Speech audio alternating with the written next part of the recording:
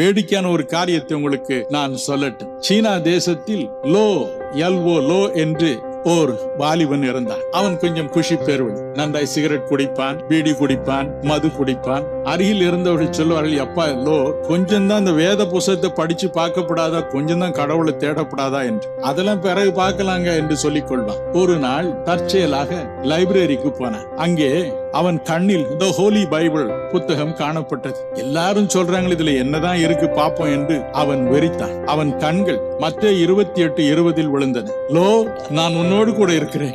அவனுக்கு தூக்கி வாரி போட்டது. என் பேரை யாரா இதுல எழுதி வச்சது? இயேசுநாதர் சொல்றாரு, நான் உன் கூட இருக்கேன்னு. அடப்பாவி, நான் பீடி குடிச்சதெல்லாம் பார்த்திருப்பாரு, கள்ளு குடிச்சதெல்லாம் பார்த்திருப்பாரு என்று சொல்லி பைபிளை தூக்கி போட்டு ஒரே ஓட்டமாக ஓடினான். தன் பாவ உணர்ச்சியினால் அழுது புலம்பினான். தேவனுடைய பிள்ளையாக மாறினான். அவர் எழுதினது மத்தேயு 24:35 சொல்கிறது, வானமும் பூமியும் ஒழிந்து போவோம், என் வார்த்தைகளோ ஒழிந்து போவதே இல்லை. நாம் அதற்காகவே காத்திருக்கிறோம். என் அருள்நாதர் இயேசு எப்பொழுது வருவார் என்று காத்திருக்கிறோம்.